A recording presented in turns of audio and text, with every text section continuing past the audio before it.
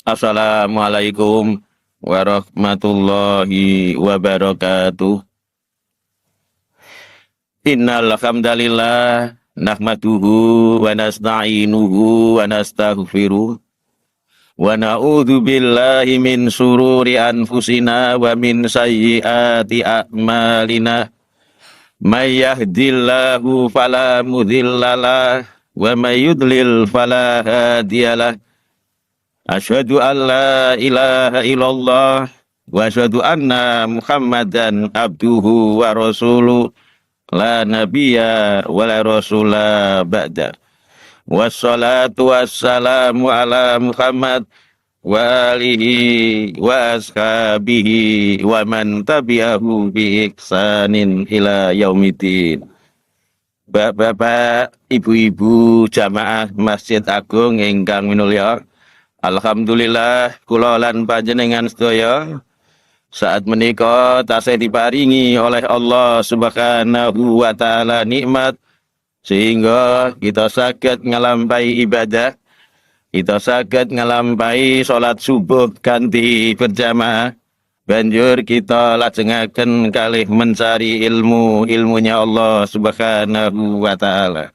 Salawat salam mugi-mugi tetap tercurahkan dumateng Nabi kita Muhammad sallallahu alaihi wasallam, mugi keluarga-keluarganya, sahabat-sahabatnya, lan tiang-tiang ingkang selalu menegakkan dinul Islam sampai hari akhir. Injing menika dinten Ahad 13 April 2025 atau bertepatan dengan tanggal 14 Syawal 1446, kita bahas tentang sinten mawon tiang ingkang wajib membayar fidyah menurut fatwa Tarjih Muhammadiyah. Ingkang pertemuan yang lalu sampun kita mengertosi 3 macam cara membayar fidyah. Saat menika kita bahas sinten mawon tiang ingkang wajib membayar fidyah. Pertama yaitu orang hamil, dan yang kedua orang menyusui. Jadi wanita hamil, ibu hamil dan ibu menyusui. Al-hamil wal murdi. Ini dua macam yang berkaitan atau satu paket antara ibu hamil dan menyusui ini. Ibu hamil dan menyusui nalikane mboten poso mongko wajib membayar fidyah lan boten usah mengkodok puasa.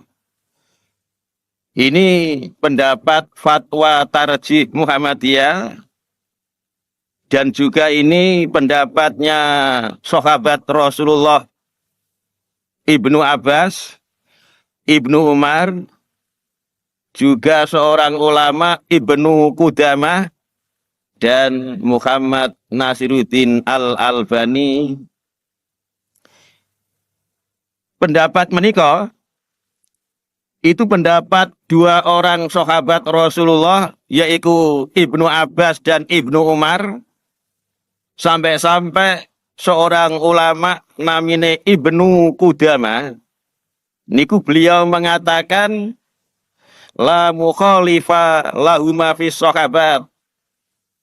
Ketika Ibnu Abbas dan Ibnu Umar berfatwa bilih tiang hamil dan menyusui menawi mboten poso wajib membayar fidyah, niku mboten wonten sahabat yang menentang pendapat 2 sahabat menika, yaitu Ibnu Abbas dan Ibnu Umar. Walaupun pendapat niki mboten dipegangi oleh ulama 4 madhab. Jadi Abu Hanifah, Imam Malik, Imam Syafi'i, Imam Ahmad, niki pendapatnya berbeda dengan pendapat niki, ananging pendapat menika adalah pendapat dua sahabat, yaitu Ibnu Abbas dan Ibnu Umar. Pendapat niko berdasarkan dalil surat Al-Baqarah ayat 184, wa alal ladzina yutiqunahu fidyatun ta'amu miskin. Dan wajib atas orang-orang yang tidak mampu puasa fidyah, yaitu membayar fidyah ta'amu miskin, berupa memberi makan satu orang miskin. Kemudian dalil yang kedua, nah dalil ini ada di kitab fatwa Tarjih Muhammadiyah. Ananging dalil yang kedua ini justru dalil yang bisa menjadikan pendapat ini pendapat lemah. Jadi ketika kula tulis pendapat ini, kula kaget bahwa hadis menika boten wonten isyarat kepada ibu menyusui dan ibu hamil itu tidak berpuasa wajib membayar fidyah. Justru bertentangan. Yaitu hadis diriwayatkan oleh Tirmidzi, An-Nasai, Imam Ahmad, dianggap hasan oleh Albani juga Al-Arnaud, saking sahabat Anas bin Malik. Innallaha ta'ala wazo'a anil musafir as-saum.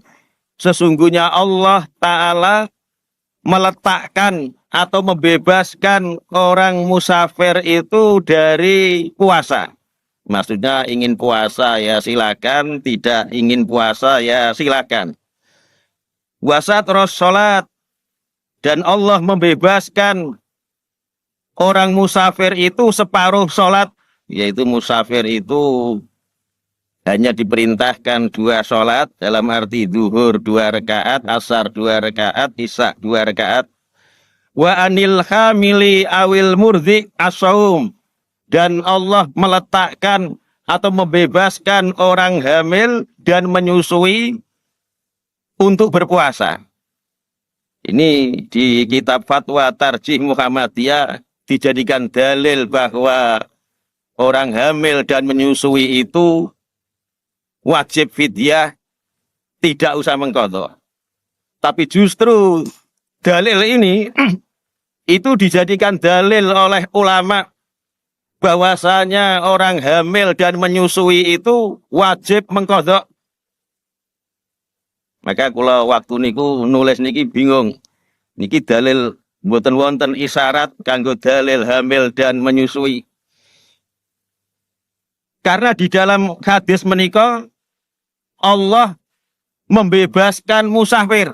Jadi di sini ada musafir, ada orang hamil, ada orang menyusui.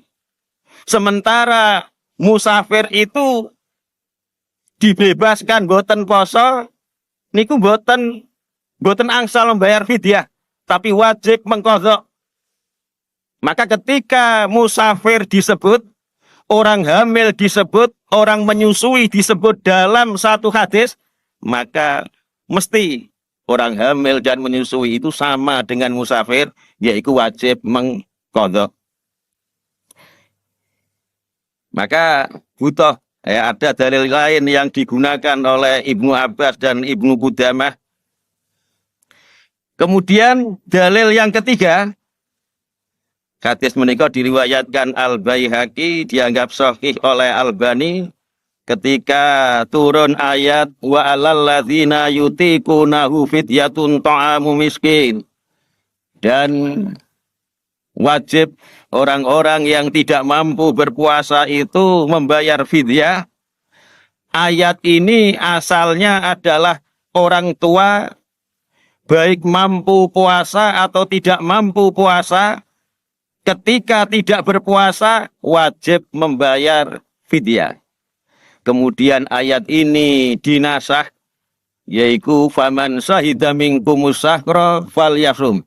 Siapa yang menyaksikan hilal maka hendaklah dia berpuasa.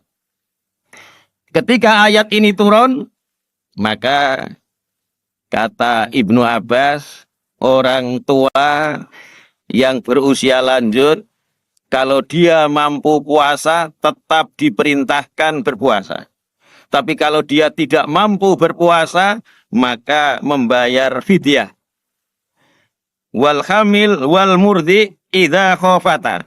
Demikian juga orang hamil dan menyusui apabila mereka takut, baik takut dirinya atau takut bayinya, aftorota kemudian keduanya tidak berpuasa, wa'at amata makana kuli yaumin miskinan.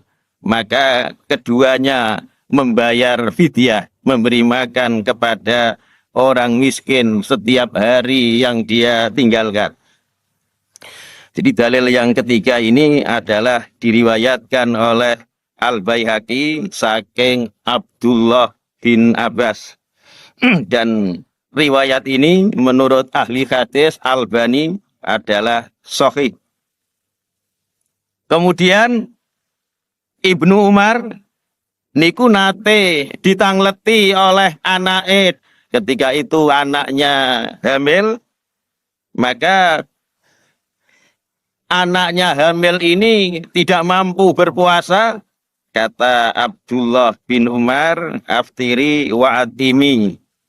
Maka berbukalah kamu, tidak usah berpuasa, dan berikan makan orang miskin, wala takdi, dan tidak usah engkau mengqadha. Ini dalil yang digunakan oleh para ulama tentang orang hamil dan menyusui. Kemudian yang ketiga, orang yang tidak berpuasa tapi wajib membayar fidyah, yaitu as-saikhul kabir. Tiang sampun usia lanjut, baik niku tiang jaler atau tiang istri. Jadi menawi sampun sepuh, boten mampu berpuasa, maka wajib membayar fidyah. Ini juga pendapatnya Abdullah bin Abbas, Abdullah bin Umar, madhab Hanafi, madhab Syafi'i, Imam Ahmad, Ibnu Hazm, sampai Ibnu Abdil Bar mengatakan seolah-olah sudah terjadi ijma' kesepakatan bahwa orang tua yang usianya lanjut, dia tidak mampu berpuasa, maka dia wajib membayar fidyah dan tidak usah mengqadha. Dalilnya hampir sama dengan dalil orang yang hamil dan menyusui, yaitu surat Al-Baqarah ayat 184, wa 'alal ladzina yutiqunahu fidyatun ta'amu miskin. Dan wajib bagi orang-orang yang tidak mampu puasa itu untuk membayar fidyah, memberi makan orang miskin. Demikian juga ini dipraktekkan oleh sahabat namanya Anas bin Malik, diriwayatkan oleh Ad-Daruqutni, dianggap sahih oleh Albani.